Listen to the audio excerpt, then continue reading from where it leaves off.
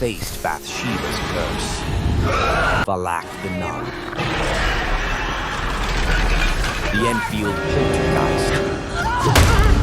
But in 1986, Ed and Lorraine Warren encountered something so dark, so relentless that even they hesitated.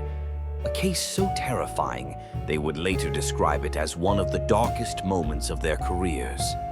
This is the story behind The Conjuring, Last Rites, and the haunting that has divided believers and skeptics for decades. The Smurl family, Jack, Janet, and their children, lived in a seemingly ordinary home in West Pittston, Pennsylvania.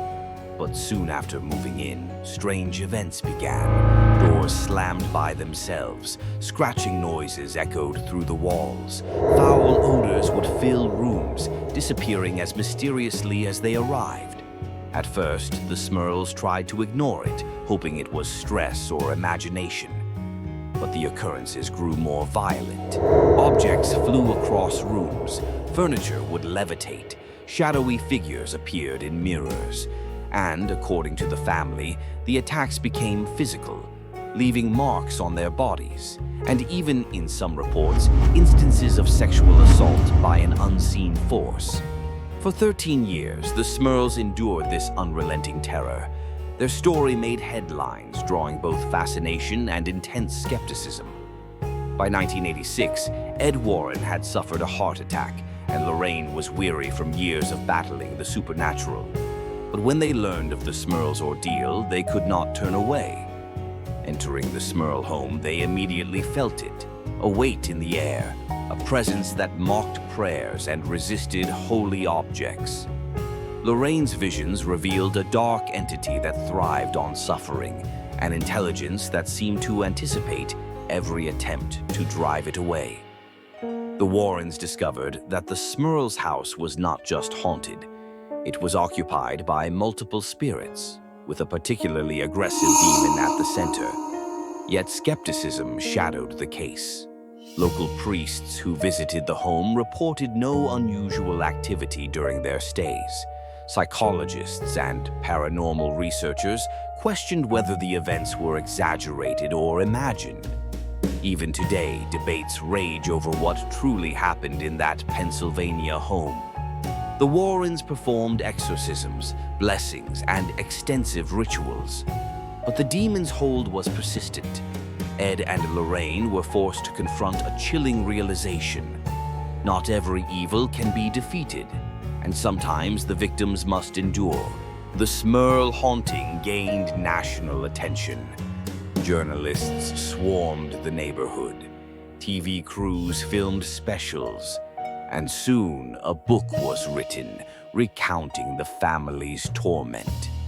But not everyone believed.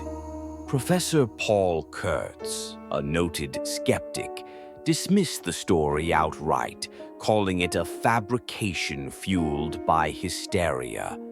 Psychologists argued the family may have been under stress, experiencing hallucinations or sleep paralysis. Even a local priest admitted that during his nights in the Smurl home, nothing unusual happened at all. The Smurls fought back, insisting they had nothing to gain. They weren't seeking fame, they said. They were desperate for peace.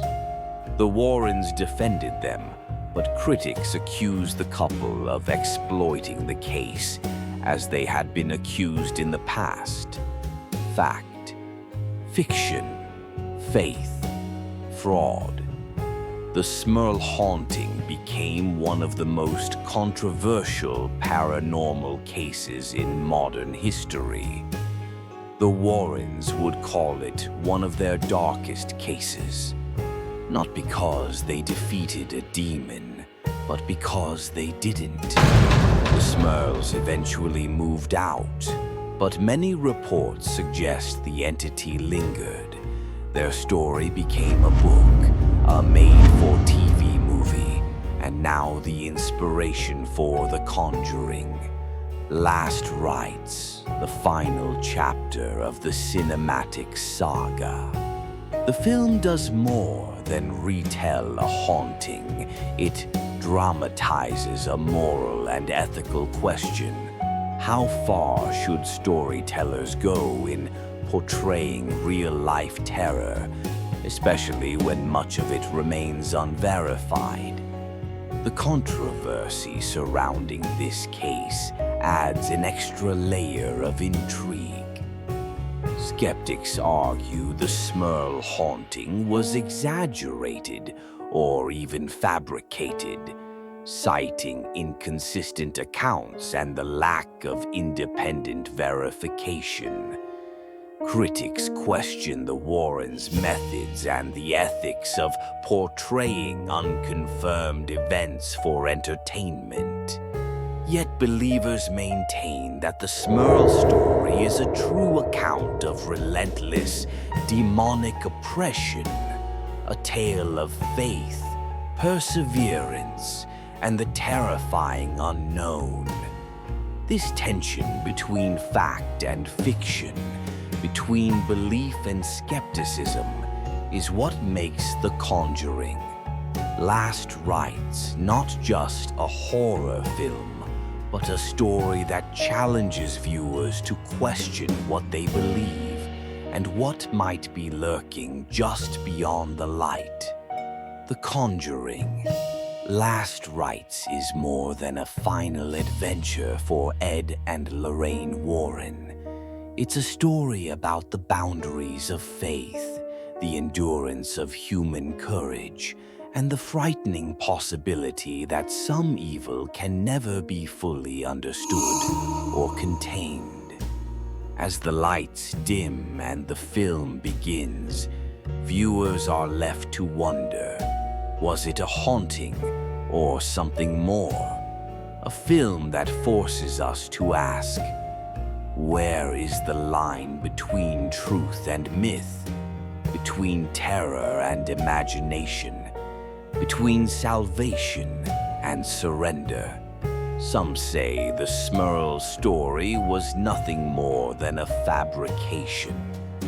Others believe it was one of the most relentless demonic oppressions in modern America. But one truth remains unshaken. The Warrens never forgot it. They burned it into their history as a reminder that not all battles end in victory. And maybe that's the most terrifying part, because if this story was true, that demon is still out there, waiting, watching, looking for its next home.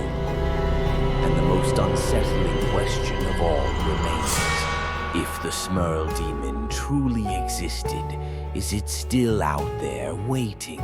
In the shadows, behind the walls, or in the mirrors of someone's home tonight? Because some stories never truly end.